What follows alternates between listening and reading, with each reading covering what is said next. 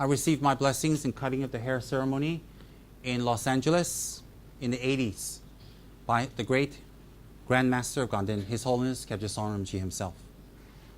It was a great honor for me that time. I was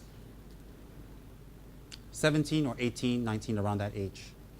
And when he cut my hair, then I was on my knees in Los Angeles and I said, Kechara-style, that I will be going to Ganden, I promise. And I will take ordination, I promise. And I'll remain a Sangha member. And Sorumji was very pleased, and he said to me, you may stay in my personal lajang, Son lajang, in Ganden. I will take care of you. So after I made that promise at the cutting hair ceremony, it took me until I was 22, 23 to pay off my bills, get my passport, get everything together because I was alone. I wasn't living with parents, and it was a quite struggle. And then Sorumji's student, Geshe Turim Gyaltsen, also my teacher, and some Dharma friends took me to the airport, and I had 2 bags. One was filled with some clothes, one was Dharma items, everything else I gave away. And I flew from Los Angeles to Delhi. In Delhi, I was received by my guru's students, and they took me to their house in Majnukatilia, Delhi. It's a Tibetan settlement, and I stayed there for a few days. And then I stayed there one day, and I immediately went to Dharamsala. And in Dharamsala, I stayed in the branch monastery of Ganden Shatse, and I stayed there for 2 months, waiting for my turn. And in December 1987, His Holiness the Dalai Lama summoned me to his palace, and I was ordained with 2 other young men, and I took my vows from the Dalai Lama in the 3-hour ceremony. And after that, I was given the name Tenzin Sopa. Then I went to Nepal.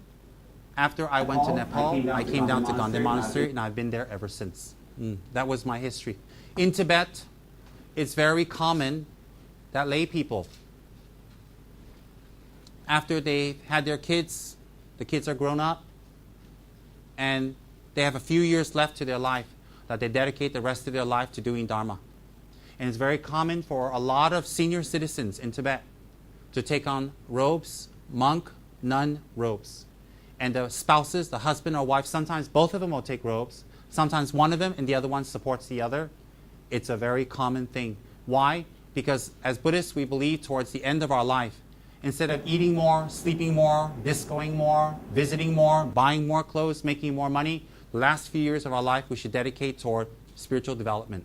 Hence, in Tibet, old people, you hardly or rarely see old people that are depressed, left alone, feel neglected, abandoned, or have no purpose, like in America. In America, many old people I've seen with my own eyes. In Singapore, I've gone to old people's homes. They're just abandoned and left away. Never mind they're abandoned and left away. They themselves feel useless, unhappy, and unfulfilled because they can't do what they can do before. So, because of the religious training a lot of these old people had when they were younger, when they become old, instead of becoming a burden, they become light. They become inspiration. They become something worthy of veneration. And that's what happens when you're older. So that is very, very good. Excellent. I pray that I will take ordination in my future lives again and again and again. I don't have any other wishes for anything else. You may think, oh, you're Tibetan, you're trained, that's your culture, that's how you think, you've been brought up like that, it's your environment, you've been nurtured by your environment. No, I am Tibetan. But I was born in Taiwan. And I was adopted to the United States. And I lived in the United States till I was 23. And I made my way back to Ganden, to India, when I was 23. I don't have any other wishes. And after I went to Ganden, I was there for 8 years, so I was sent out to start teaching. One of the places, Malaysia.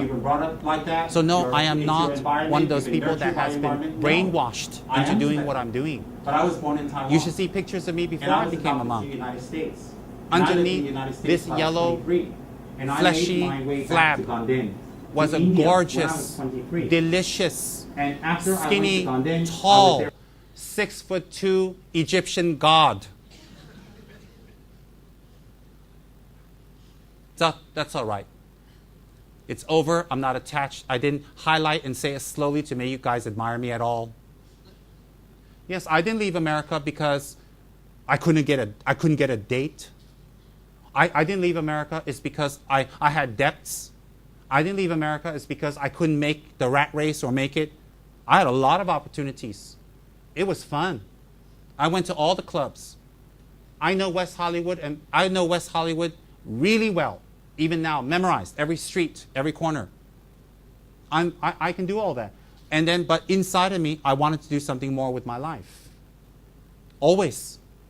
My parents are totally against me. My step-parents, that is. But I did it.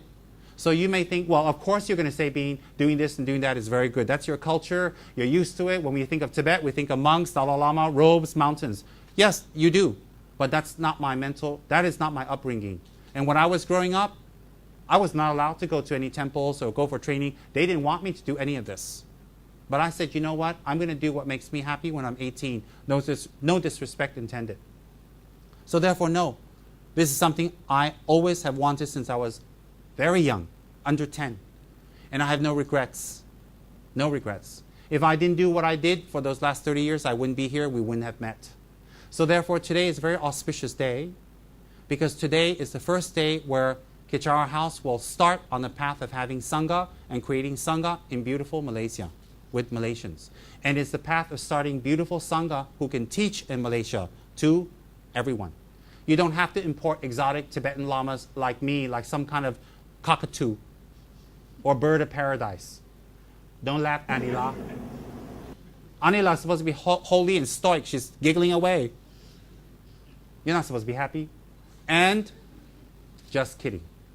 So therefore, that's not something I've been brainwashed into. This is what I wanted. This is what I wanted. So therefore, very wonderful.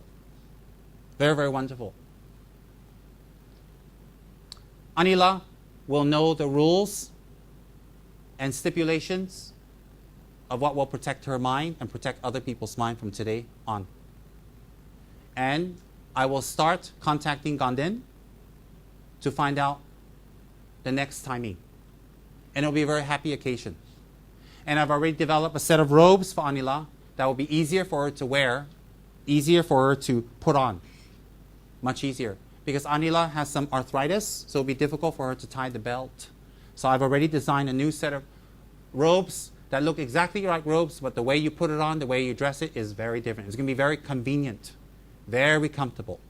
It might take off as some fashion statement around here. So therefore, I will repeat the refuge formula for her to reinstate and give her the layman's vows. After she has received the layman's vows, she has received the upasaka vows, the first step. As I told you, simple, this first step. And from henceforth, you will address her as Anila and not Mama Jenny. And I will start. Rejoice. And rejoice. Then we will finish the tok. And then all of you quietly can make a kata offering, make an ang pao offering, or make a felicitations to Anila. And all the ang paos will be collected and calculated and tabulated, and it will be kept for her fun to go to Ganden to make offerings. And the airplane fare.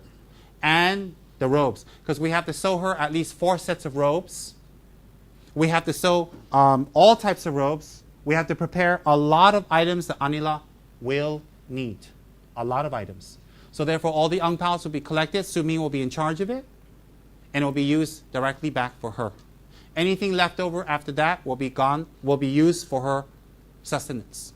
So it'll be just like that. So we'll finish the puja now. After we finish the puja. And then you guys will stumble and walk over.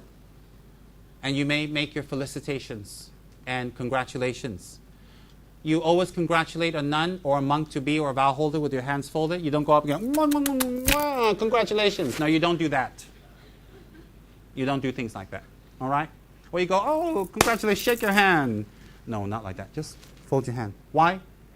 It's a respect of the vow. That's all.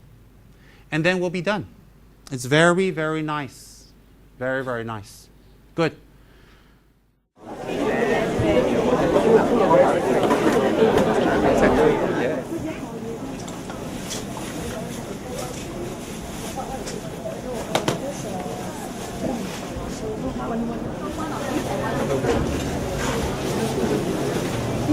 Thank you.